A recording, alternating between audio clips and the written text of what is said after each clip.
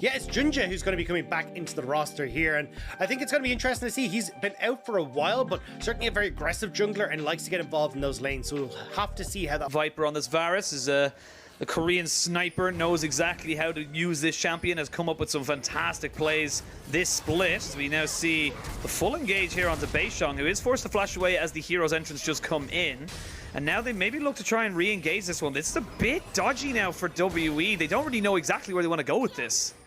Very spread out, and it's actually going to be Mako with the engage. Yeah, Mako, as you see Beishong ticking down. He's got the Ignite on top of him. The TP got to be committed, and that's first blood over to EDG. But a good 3-man knock-up here, and Junja has to flash himself away. But a Mystic shot to the face takes him down. Now the needlework can do its work. Breathe has joined the fight. It's 4v3, and EDG are in full retreat. It's going to be WE taking so much more off of this. Flandre flashes away, thinking he could maybe go back in for a cheeky kill onto Missing. But in the end, it's 2 for 1. Still advantage WE.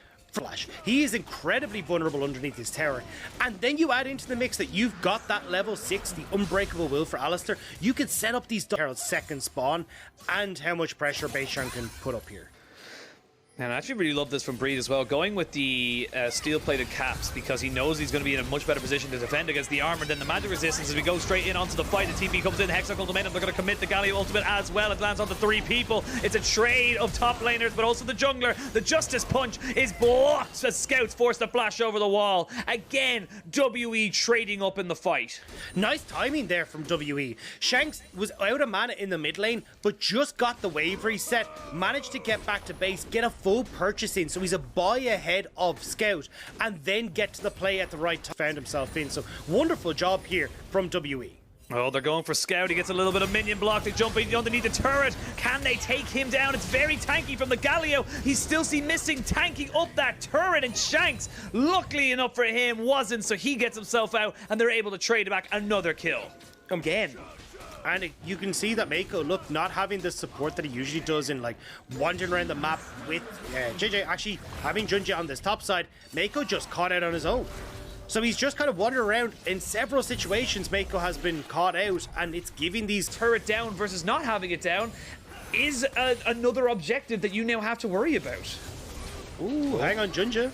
Junja might be in a little bit of trouble. They do get out the TP here from LeBlanc because they're trying to separate this fight. This is very separated as the Galio goes down. Once you go in, you cannot get back out. Shanks goes over the wall but does not get any more purchase without Mako. No flash from the earlier play with the scuffle with the Alistar, and 2 more kills go over to WE. If there was a Baron, they'd take it, but it's not even early. It's too early for that.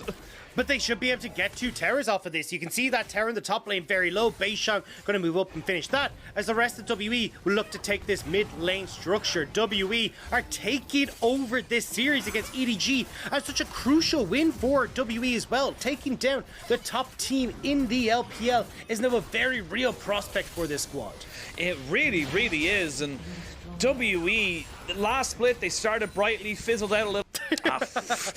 Not worse than yours. I'll put it that way. But yes, I think then, yeah. It's not gonna. But either way, look, as we get our map back, Terra will be trading topside for. That's a big AoE 2, no longer available now for EDG in 20 seconds till this dragon spawns. I thought that was it. I thought Elk was caught, but Let's see what... Yeah, all right. They're going to be poking and prodding, and this is where EDG need to try and find a solution. Hextech Ultimatum on top of the LeBlanc as they get the ultimate as well from the Galio as they try and jump in on top of this fight. But look at Breathe. Look at Elk. They are free-firing on this backside. WE are just decimating everybody. Triple kill, quadra kill for Elk, and they can take the dragon and the Baron. Everything is theirs. It won't be the Penguin Penta TM today, but still Elk manages to get the quadra kill. As they turn over towards the Baron, they can get the dragon if they want, but they're going to pick up both. Beishong is finishing off the soul as the Baron is taken.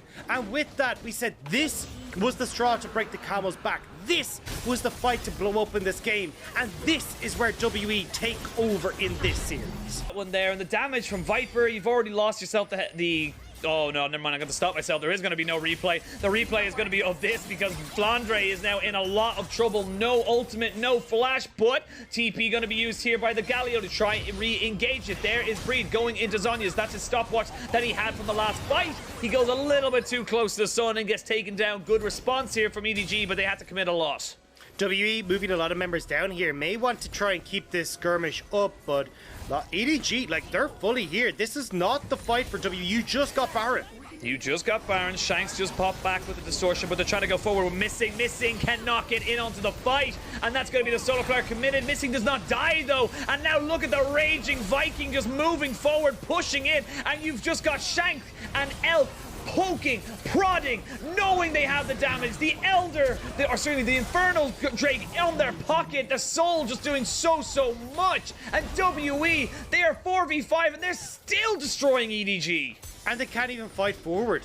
WE are just tearing them down. Elk ripping people apart at 6-0 right now. And you just had to give up this entire lane. You're not going to be able to hold on to this tower.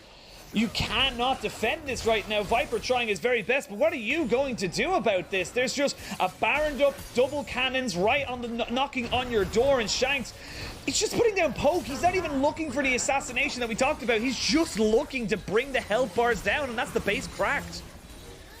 I know, still playing here, just seeing how much damage he can get off. It's whack-a-mole at this stage. Just take your shot, see if you can hit it. If not, it's not going to make anything. That is very true. But either way, WE, they're looking good. Oof. Yeah, I suppose they're lane cracked open. You still have 40 seconds of Baron buff, and WE don't look like they're stopping. WE don't look like they're ready to give up anything. They're not willing to give any inch of power or pressure back over. As I say that, we will see the Hextech Ultimatum and the Hero's Entrance used. They're going to use the Galio Taunt as well. They will take down Shanks and Missings. There's 2 quick kills going in favor of EDG, but we've seen this before. We have seen this before. EDG kind of looking to more. They know they're at an advantageous position. There's a lot of standing gold that's in the pockets of WE that hasn't been spent, but with the Baron buff still available, they should be able to get themselves out. And so there is big objectives on the board here, and they're just pushing forward without Baron buff because they have too many threats to deal with. They cannot defend this. Yeah, Flandre off in the side lane. He's not even here as these inhibitors are going down. Yeah, he was off on the sideline trying to get some kind of pressure in the top lane, but 2 inhibitors will fall. Just over a minute 15 seconds for this Elder Drake to spawn, and WE, they can go back, they can reset Missing, get him back in plenty of times with a plethora of wards. And for WE to kill it off, but do they have anything to go off of here? As you can see, Junja needs to be so careful, needs to just get himself out, but Shanks is roaming around. They may just look to try and kill him off. That stops any kind of steal from happening in this fight. They have to commit the Galio Ultimate and the stopwatch to keep him alive. The Everfrost does get a nice slow, but Shanks has gone golden. Now we see a fight on the end of this. On the other side, it's going to be the Camille going down to Breed. So now it's 4v5, but look at these incredibly low health bars. But here come the actual threats, the actual damage. It's going to be Elk and Breed trying to make this one work. The Heartbreaker is not enough to keep you alive, and WE will continue to push forward. They will continue to poke, they will continue to prod, and Elk putting the damage down. It's Shanks on the back end, shanking Viper in the back of the neck, and they're going to be able to get themselves the 2-0 over EDG. And what a performance from WE, clean from the get-go, taking over these objectives, finding their advantages, and punishing Edward Gaon.